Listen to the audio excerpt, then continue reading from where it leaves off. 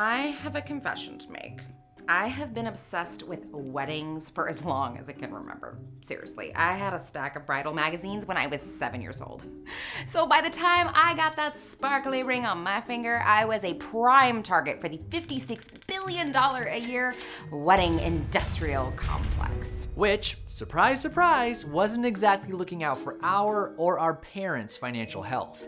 According to the Knott's yearly survey, the average cost of a 2017 wedding in America was a whopping $33,000, not including the honeymoon. That's a down payment on a house, y'all. You don't have to be a wedding junkie like me to feel the pressure to overspend.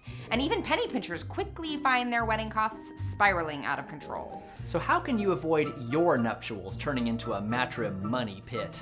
Like most good planning, setting goals and boundaries early is the key to success.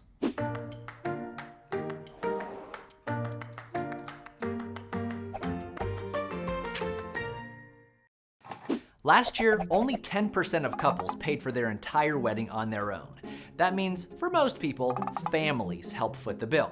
Now, family and money can be as volatile a combo as matches and gasoline, so make sure you set some boundaries early on. Have a frank and loving discussion with anyone who might help about how much they'll contribute and what kind of say in the planning that entitles them to. Before you take that check from Uncle Ted, you should know whether he thinks he'll get to pick the menu. How much money you'll be able to put in depends on your financial situation, but make yourself one ironclad promise: no debt. After years of working with young couples, I can't tell you how many start off their lives together with wedding debt shackled around their ankles. Incredibly, 74% of couples say they plan to go into debt to pay for wedding costs. Guys, I just can't even. Don't get me wrong, weddings are important, but unlike a house or education, they're not investments, so they're not something you should go into debt for. The IFDA cites that 22% of marriages end in divorce specifically due to financial stress. So spending more than you can afford on your wedding may be actually working against the very thing your wedding is supposed to represent. That's way more ironic than rain on your wedding day, don't you think? Once you know how much money you have to work with, it's time to start budgeting. Okay, let's see.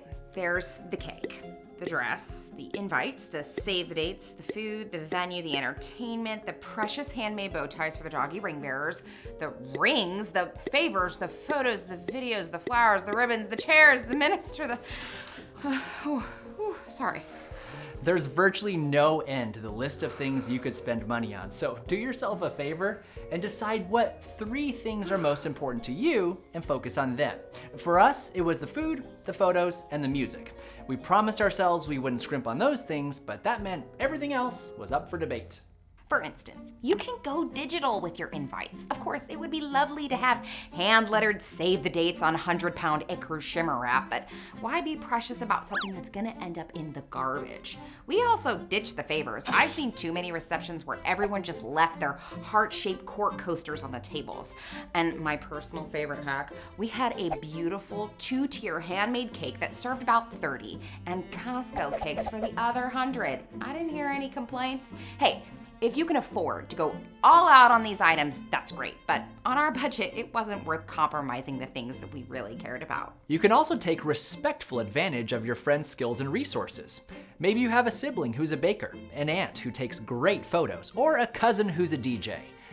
Actually, I'm pretty sure everyone has a cousin who's a DJ.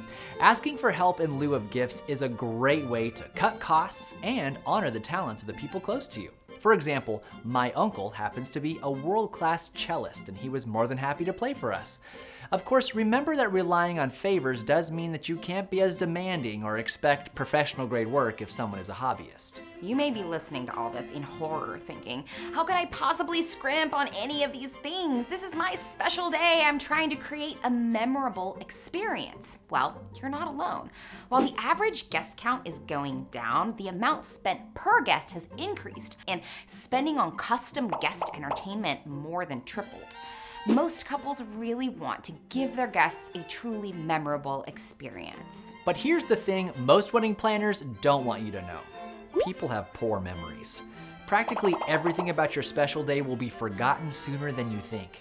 Uncle Ted won't remember exactly what he had for dinner.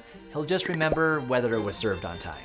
Your high school friends won't remember what kind of napkins the drinks came with, just whether they had to pay for those drinks.